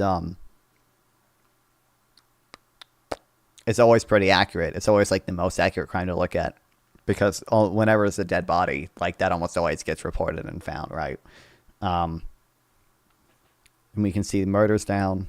A lot of these crime statistics are down. Oh, well, if they lied on the statistics, my bad. Well, if you're only going to collect stats from some states, from a handful of states, rather than all of them, then you can claim that they're lower. Or if you actually change the definition of crime and you say that stealing up to $900 is not criminal, or if people are not reporting. When you say stealing up to $900 is not criminal, are you talking about stealing up to $900 doesn't count as a felony, or that it was just a misdemeanor, or that are you saying that you can just steal? I'm pretty sure what you're talking about is people classifying different amounts of theft. The difference between it being a felony and a misdemeanor. I don't think that it being not a crime at all is real. I think you just made that up. You can look it up. So I mean, like, that's up to the states, right? Like the states define that. I don't know. I'm sure maybe San Francisco did that, but like. Here in California, you can steal up to a certain amount, and you're not going to if you call the cops, they're not going to show up. So it doesn't matter what these are two different things, right? Like calling the cops and them not showing up or not having enough people to, Why aren't there enough cops? I don't know why there aren't enough workers for anything right now. What do you mean? Unemployment is incredibly low. We're looking for workers in literally every single field. We also don't have enough nurses or doctors. Police had something to do with that. No, because in most Biden came out strongly against that idea. Early in his presidency, he released a plan to put 100,000 more cops in the streets of America. Yeah, clearly, like Biden, against pressure from his own party, wanted to hire more police officers. So. Most of the states where they tried defund the police, it was a fucking disaster, and they ended up rolling back basically all of those policies. Yeah, well, they can't get those cops back. They already left, so now trying to rehire them back has led to a decrease in the police forces. They're not going after a lot of crimes. You call the police, you're going to be waiting on hold for a couple of hours unless it's an active, violent crime that's happening to you right then and there. It is a disaster at this point. So this is how the police have always worked. Yes, unfortunately, it sucks. But I remember when I had shit stolen from me when I was in fucking high school. If you call the cops, unless you're actually getting murdered right now, the cops will tell you like, hey, listen, come down to the station, we'll file a report, and we can take some notes on the phone, and that's it. You're never gonna hear again. If some shit gets stolen from you, you're lucky if your car gets reported to you. Maybe if it shows up at the right tow yard and they run the VIN and they give you a call or whatever. But yeah, cops don't have time to investigate every single petty crime that ever happens. Usually the priority is going to be responding to violent crime. But that's always. I mean, would it be nice to increase funding to police? Yeah, for sure. But I mean, cities only have so much money. There are different motives. Biden also pushing people tried in to do different ways. that. The idea that we just want to make it legal to steal stuff. What would even be the incentive for that? Like we're gonna make it invest in crime prevention and a fairer criminal justice system by including by investing $20 billion in services that address the cause of the crime. Did he announce a specific dollar number for $35 billion to support law enforcement and crime prevention, in addition to the president's $2 billion for these programs. Big deal of $37 billion. Okay. Put 100,000 additional officers for effective, accountable community policing in our streets. Make it legal so people can steal things so that we can piss all of our citizens off. Oh, yeah. $10 billion for 5 years for the cops hiring program. And lose our elections and like did California even do defund the police? Like, was that even a huge thing? Like, was funding for police in California ever even a thing? Like the reduction of funding for police in California, did that ever even happen? Yeah. I want to give you a chance to respond, Kim, and then we have one last topic before the Q&A. I mean, once again, the messaging of Democrats. So it's the messaging of Democrats has been look the other way, defund the police. Violent crime is not a real thing, claiming that violent crime isn't up when in fact they're changing the definitions and manipulating the statistics in order to have it favor themselves, just like they do when they say racism's up, claims of racism are up because they change the definition of what is racism in order to collect more people as, you know, these statistics and lies, right? Claims of whatever racism? What does that even mean? But they've definitely been able to manipulate them. Crime is up, and they're not doing anything about it. Democrats have actively campaigned against doing anything about it with defund. It's just not true. Like the police. So most of the stats that I see for violent crime show that violent crime is down now, even compared to where it was under the Trump administration. But I guess we're changing some definitions. I do think it's interesting looking at a Pew Research poll that shows that Republicans are far more concerned with crime than Democrats are, which is interesting to me because I would imagine most of the big cities where the crime is occurring are where Democrats live. So I don't know if it's just Republicans that are sitting in suburbia watching TV that think that violent crime is a huge issue that they're not even experiencing. That's interesting to me that in 2024, 68% of Republicans think that crime should be a top priority, as opposed to 47% of Democrats that are probably more likely to live in cities or big crime areas. So kind of makes me think that it's just a talking point coming from the radio that people aren't actually engaging in reality with, at least for the Republican side here. But again, that was my central concern at the very beginning. This might be a good opportunity to jump into the Q&A. One question coming from Otto is from Ukraine. Say, don't you guys think... I don't know if I really care about the Q&A. Especially because it's so long. I don't know. I'll see if they have closing statements. At the same time. Whether or not we want to Congress. They had an alliance with Japan. Or on behalf of the best in Ukraine, China. Trump. I don't believe January 6th was an insurrection attempt by Donald Trump. Maybe there were people inside of J6 that, you know, you could maybe make an argument that there were some sinister individuals who were involved in that, but I don't think that you could maybe make an argument that there were some sinister individuals inside of that. Jesus Christ. Was some top-down directive that came from Donald Trump, directive that they were from the top. Who can... When people say stop the steal, when they say we need Mike Pence to do the right thing, he's talking about stopping the steal of the election because he wants to remain president. When he's talking about Mike Pence doing the right thing, he's talking about Mike Pence choosing him to be president. When he tells people we're going to march down Pennsylvania Avenue and we're going to give them the strength that they Donald Trump's plan. It's like you do say that, you know. And if not, Earth and their stand tactics.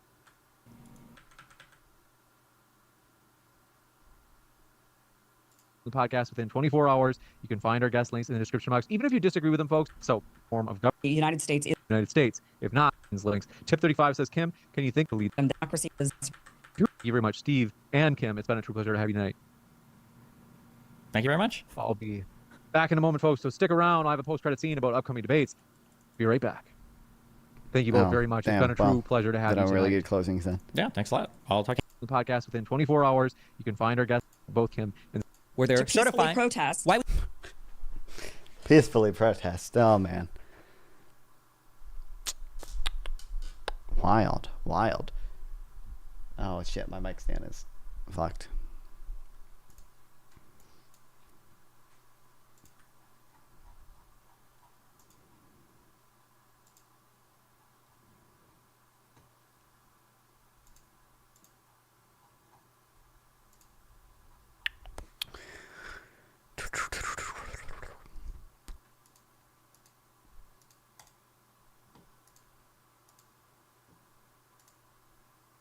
Okay, I probably want to read at least a little bit.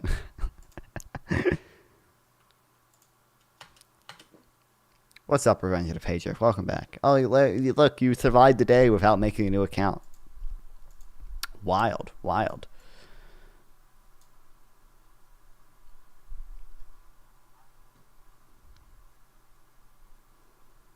Okay, we're going to read like maybe 2 articles.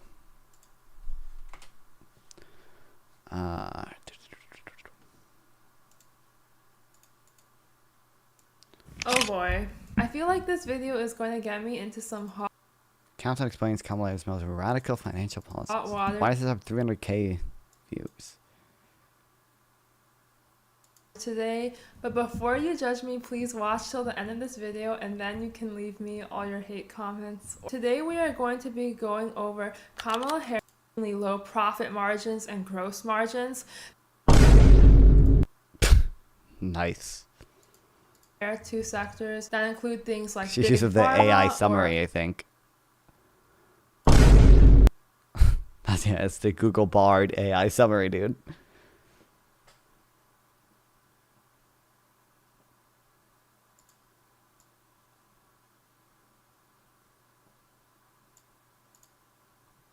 Who the hell is this girl? Why? How did this get 300? How did this get 300K views? What? What? My videos don't get 300K views when I make videos like that. My head went to Google AI summary. Your stream is smoother? Yeah, it's it shouldn't lag ever anymore. I fixed it by spending $50 on restream. But you know, we're good.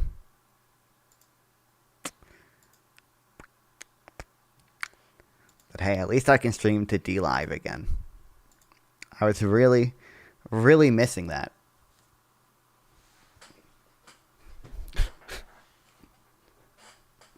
It says one person is watching, but I think D Live probably it's probably like Twitch where it counts US watching.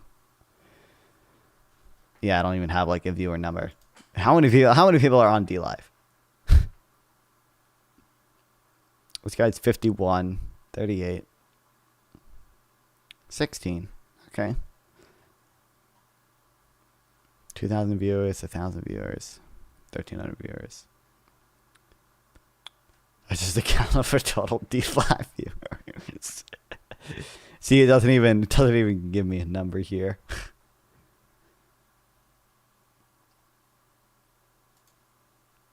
What about Trovo? I'm not even streaming on Trovo because Trovo is broken. Sometimes it breaks, but it doesn't really matter. I can try like turning this thing off and on again, but sometimes it just doesn't work. But it does not matter at all. Nobody, isn't there a stream charts? Does this tell me how many people are on T Live in total? Yeah, it just says unable to connect to Trovo. Doesn't really matter, but Trovo, it does not even have D Live on here. Trovo has 3,000 total viewers. Wow. 200 live channels.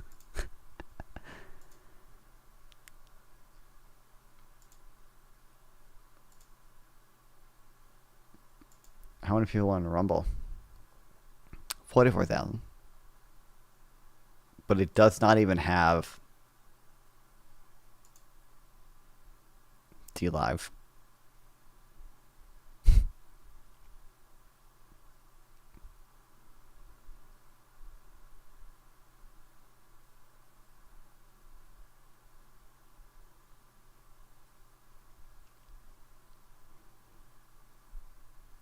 I gotta start streaming on Soup or Bingo Live. Are these like Korean platforms?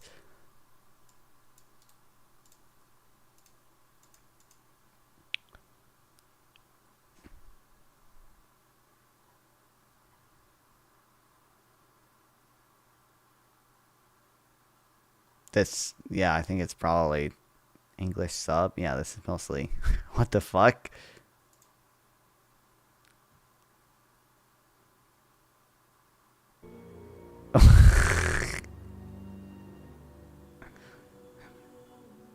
Fire!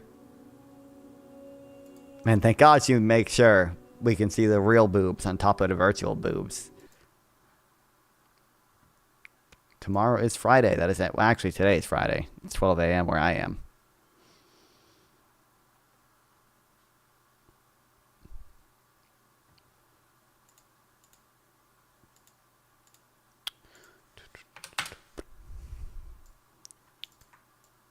Harris is a safer economic choice. Don't worry, I'll add your Subway Surfers and the lo-fi background music. North Carolina is not a real place. North Carolina is the best place. We have the best lieutenant governor. Has he dropped out yet? Did he withdraw? Oops. He didn't withdraw. Too late. Too late now.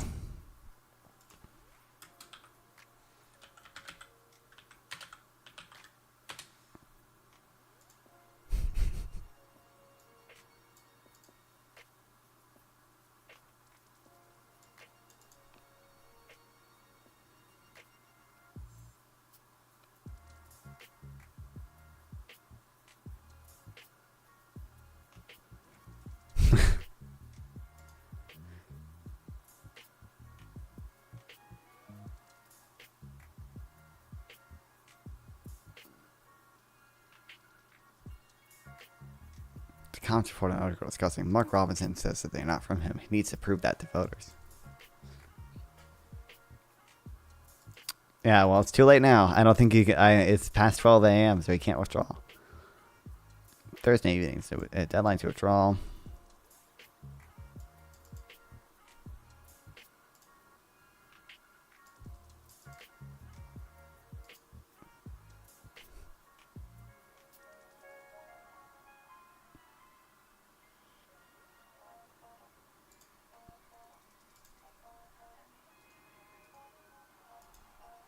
What classes are you taking? When I start college in a few weeks, I'll be taking microeconomics again, which I've already taken, but I didn't take the exam for, so I don't get credit for it. I took a college level class in high school, but I didn't take the exam for micro. So I have to take it again, which is fine. It's chill. And then Western Civ and English 111. I'll do my fucking micro class on stream. The first modern presidential race between two candidates with undergraduate degrees in economics hasn't thrilled economists. Both Donald Trump and Kamala Harris have floated bad ideas, including Nippon Steel proposed acquisition of U.S. Steel is a national security risk, that tip income shouldn't be taxed, and that grocery stores prices are elevated because of price gouging. Yet economists are obliged to compare and quantify. In this race, the evaluation is clear. Mr. Trump's idea on tariffs, the budget, and a Federal Reserve pose a much greater risk to the U.S. economy than Ms. Harris's. I find economics interesting, but never had any formal education in it.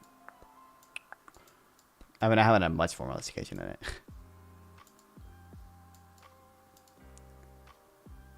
What's up, Batman182? Welcome to the stream. Let's start with tariffs. The Biden administration was wrong to keep and add to the tariffs Mr. Trump placed in China. Fortunately, Ms. Harris doesn't seem too enthusiastic about pursuing this route much further. Mr. Trump, meanwhile, has proposed 10% tariffs on all U.S. imports as well as 60% on Chinese goods. This is an opinion piece? Yeah. Whereas President Biden's tariffs covered $18 billion for imports, Trump would cover $4 trillion, more than 200 times as much. Yeah.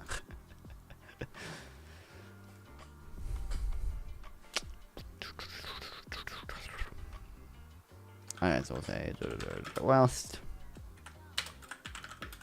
Both Harris and Trump have floated bad ideas on economic policy. It's a good idea not to use an opinion piece to inform your opinion on someone's policy, particularly not something solid like economics. What do you mean? It's an opinion piece. I'm gonna read it and I'm gonna see what they think, and based on what I think, I'll see if they say anything that challenges my beliefs. See if they bring anything new information to me. Like, I don't like what.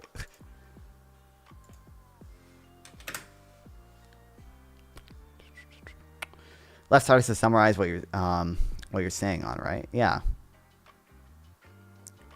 Reading it right, I mean. Yeah. So have notes. It helps me remember what's in it better.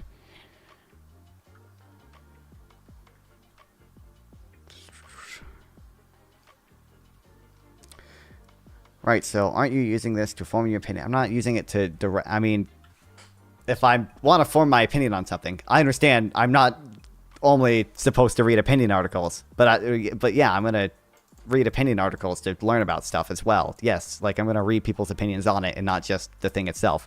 I know Trump wants to do tariffs. Now, I already know what tariffs do, but you realize, like, read the last one. I'm not trying to criticize you. I'm just trying to get you. Yeah, it's... I'm going to see what people say about the proposed policy as well. Like, what... So you aren't. What? Right, so you aren't using this to form your opinion, but it summarizes what you're reading. Yeah, yes.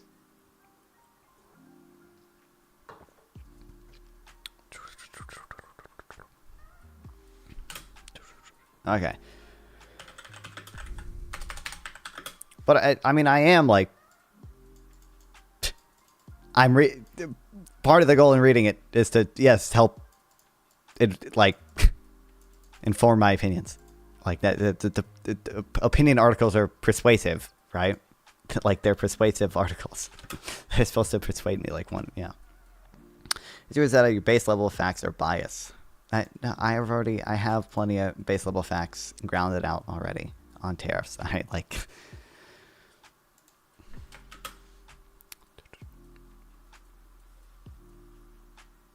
Original fact reporting would be superior. No. What the original fact reporting is gonna say it's not gonna inform me about everything I need to know. That's the issue. Like the original fact reporting is not gonna have debate over what the implications of whatever policy is gonna be. I don't think you know what opinion or an article is. You need to watch PPG. Fact reporting is in the opinion. Well, there is just fact-based reporting that isn't opinion piece. But like, if I'm like trying to learn about an issue, I'm not just gonna read fact-based reporting. I understand fact-based reporting is important as well, but like I'm gonna read the debate over the issue as well. Like I'm not like.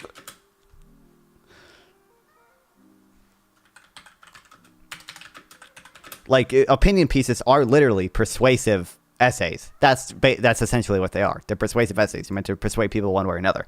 Obviously, yes, I'm gonna read those to like find new information. That's what they're fucking used for. They're persuasive. They're persuasive. Persuasive essays.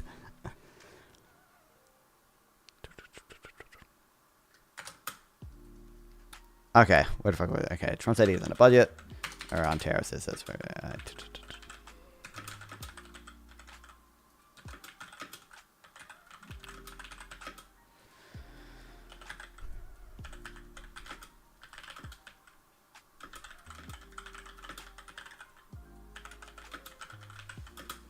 Topic is more on the arts of things, and I think it can be more valuable if matters are more STEM on the side of matters. I think it's potential detriment.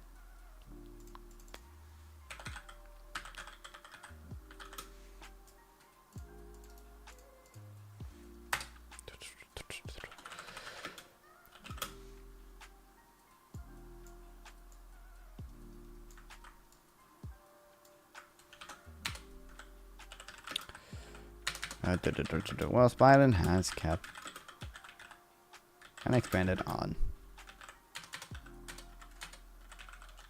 There was Trump impose.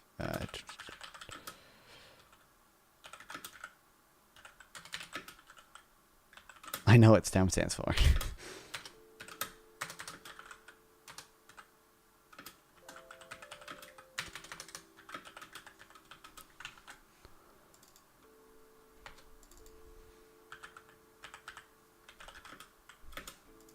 Trump won't even commit to an exact number, but I think he's said 200%. Proposal isn't merely an election year bluster. Well, Mr. Trump's views on the topic have evolved. His enthusiasm for tariffs hasn't. He says international trade is zero sum, and even floated up to 20% tariffs on countries that have been ripping us off for years. Some of his supporters have described this policy as merely a negotiating tactic, but he appears committed, and the running mate J.D. Vance has suggested a money raise would help pay for tax cuts. Why do they want to backtrack? Worse yet, as in his first term, Mr. Trump will likely pursue this policy without congressional approval, setting national security imperatives. Next into the budget, yeah, okay.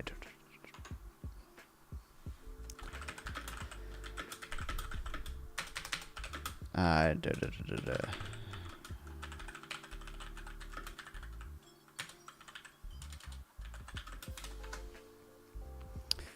deficit is too large and unsustainable. No one is proposing a plan commensurate with the problem. Mr. Trump's fiscal 2025 year budget offered more than $3 trillion deficit reduction. Ms. Harris embraced this as a strategic party mark. Would you read an opinion piece for information regarding a scientific issue?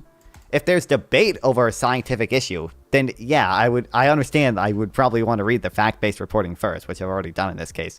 But then, if there's debate over like the implications of what the scientific study, what the implications of a scientific study are, then yeah, I'm gonna read the opinion article.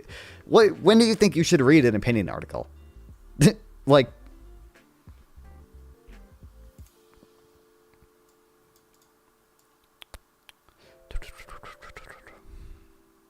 Ms. Harris embraced a starting point while sensibly backing up some ill-advised ideas, such as raising the capital gains rate to 44%, suggesting new ones, such as expanding your child tax credit.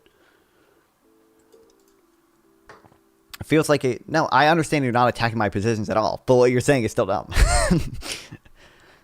You haven't said anything on what the positions are. I don't read opinion articles or rely solely on rhetoric to fill the gaps in information I read. Yeah, I don't understand. If there's debate over whether tariffs are good or bad, an opinion article is probably something that will be useful to read. People have different opinions. Like, not fun is not interested in facts, only wants to push opinion. Call a pivot. Fed apologists know the Fed. What the Fed is doing. It's good for all of us. Because let's say the self-writing apologies are endless. True.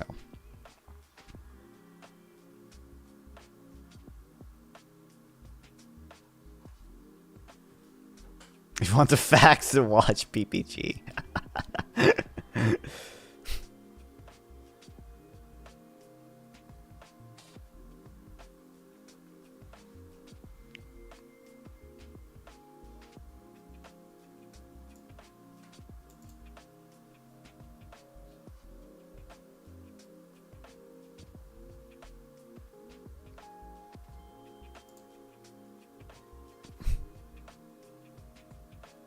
Left-wingers turning into rank-and-file Republicans. I think what you're actually saying is just there are some people very far on the left who are anti-establishment, who hate the United States, and these people find themselves in easy company when it goes to aligning with people on the very far right. And then I think that the fact that like the whole MAGA people are generally just anti-establishment. PPG loves facts until I disagree with him, but it's just your opinion. Dude, that debate I had with him where I think it was afterwards when I hopped in VC afterwards because he was like making fun of me, and I described to him like some stuff about wealth tax, and he was just like, "That's just your opinion, brother." That was so funny. That's such a funny clip.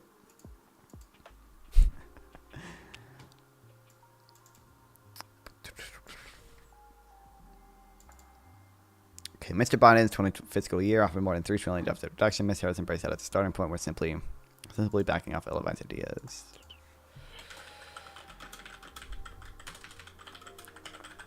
Uh, 2025 budget, which includes wealth tax equals regular tax to PPG. I know, yeah, it was so dumb.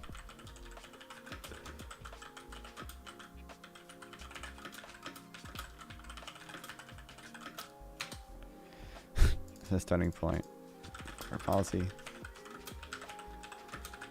What's backing off? Another thing concerning about econ policy that Trump is very much not a fan of Fed's independence. Yes, this is a really big thing that people don't talk about nearly enough. I mentioned it when I was watching this destiny debate right here. People, the issue is voters don't understand how the Fed works.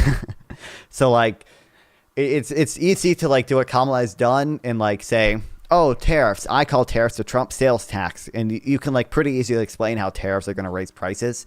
It's a lot harder to explain how like central bank independence is a really important thing and why not having that would be really bad. So because people don't understand what the Fed is or what it does and why its independence is important. Yeah.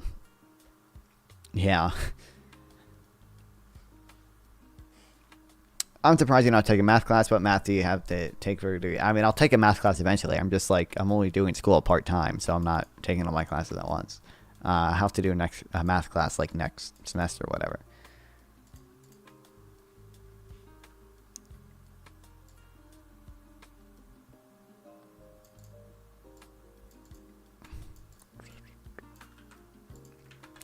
I mean, I guess Harris might have backed off of this, but she also proposed the unrealized capital gains tax. But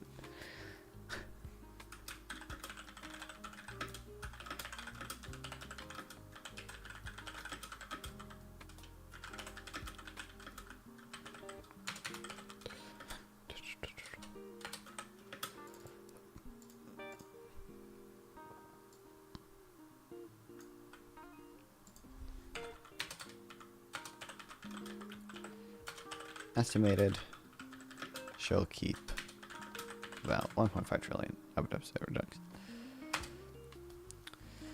You take specific stat classes, usually 2 calc classes, and 1 or 2 things like linear algebra, taking it on discipline econ. Okay. I don't know. My college advisor said, I forget exactly what she said. I should have written it down. Yeah, I don't know. She said I wouldn't have to take one of their advanced math classes. I would only have to take. I think she did say I don't have to, I think she said I would have to take Calc 1 and 2, but not Calc 3. And then probably stats class as well. So economic didn't require math class. I already had her learned in 10th grade. For some reason, my preparations only let me let me take gender studies as a minor. Serious assumes. But if you're in art side at econ, you usually need double calc. Raw calc 3 easiest.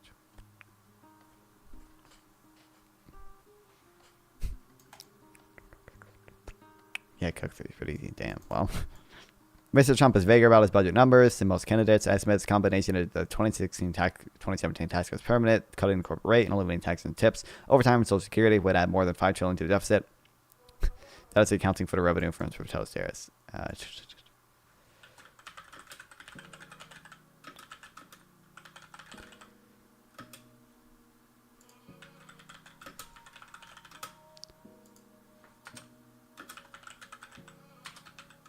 Trump's plans too.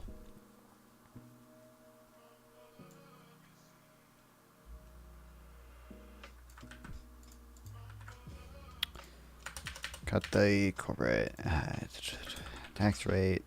Winning tax tips over time Social Security would add more than $5 trillion. Mr. Trump's deficit increases are more likely than Ms. Harris's to materialize. Betting markets suggest that if he wins, there's a 2/3 chance he will have a Republican House and Senate. A combination typically results in substantial tax cuts. If Ms. Harris wins, she would only have about 1/3 chance of being unified Democratic Congress, with the best being 50 senators. Best case being 50 senators. Even with unified Democratic control, there's more precedent for deficit reduction and paying for proposals outside major recessions and emergencies.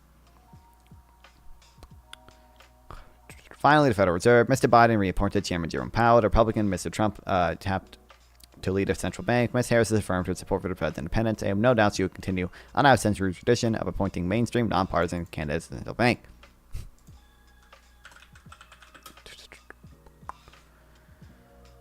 All right, say Biden reappointed Chairman Powell.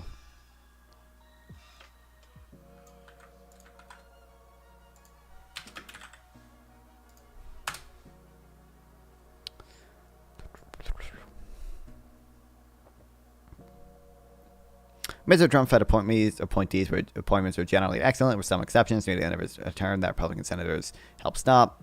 Yet he often fiercely criticized the central bank.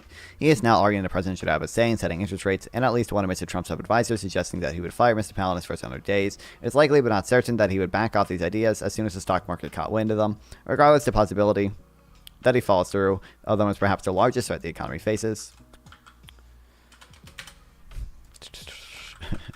Trump, on the other hand,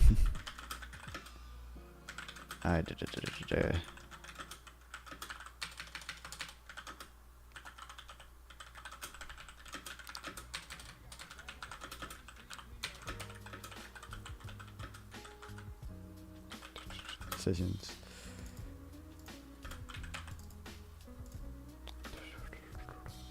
There's also that reporting from the Wall Street Journal. Trump allies draw a plan to blunt Fed's independence. I swear we took notes of this at some point, but I don't know where they are.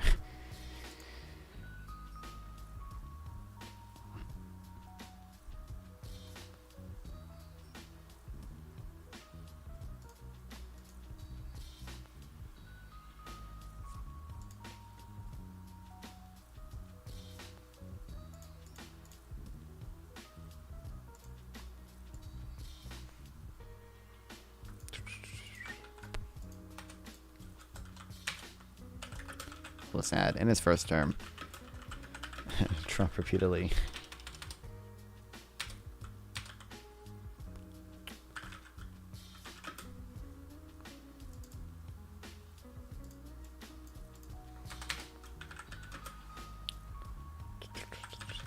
Plastic J Powell.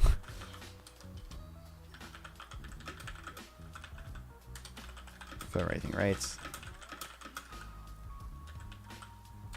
I made it clear he could remove him.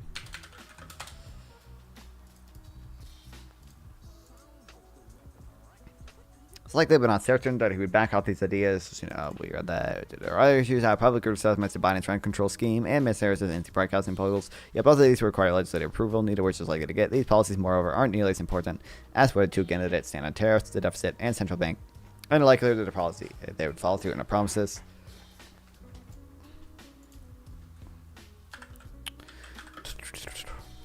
Biden did have a rent control proposal, and Harris a anti-price gouging proposal.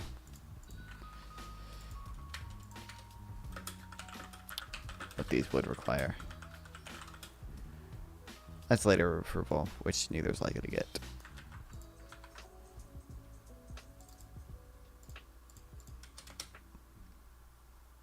Wizard Trump often listened to sensible advisors and walked away from some terrible economic policy as president. Some of his defenders believe he will do so again, and I hope they're right. For my money, though, I recommend taking him at his word and voting accordingly. Wild.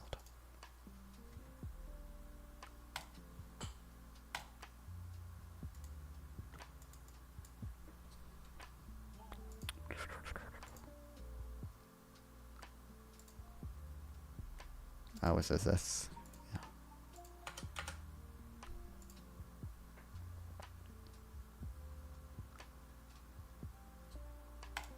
Alright, we'll read this last thing and then we'll probably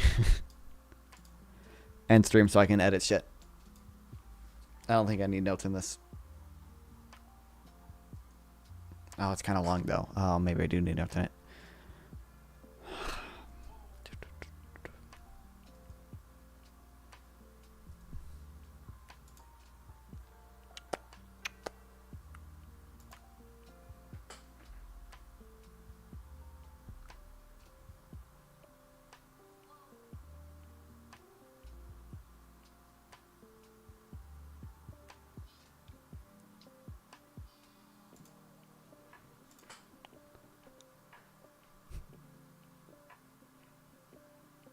Okay, well.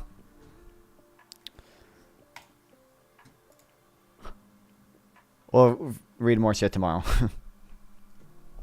I gotta edit the videos. Okay, thanks everyone so much for watching. I love streaming.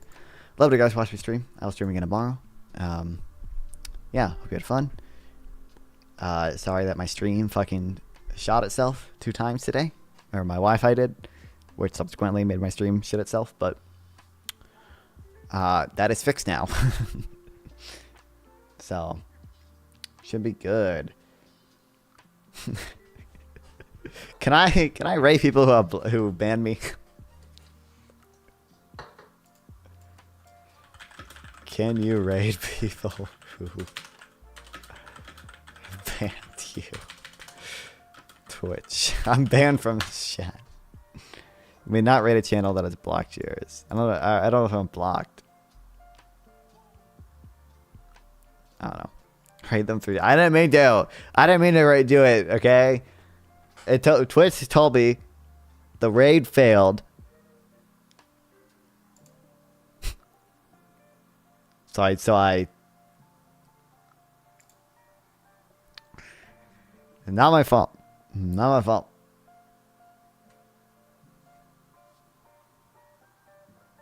All right, well, head over to fucking get panic. Good night, Ken. I'll stream again tomorrow. Thanks. See you guys. Thanks. Good night. See ya. Goodbye. They were very, very particular.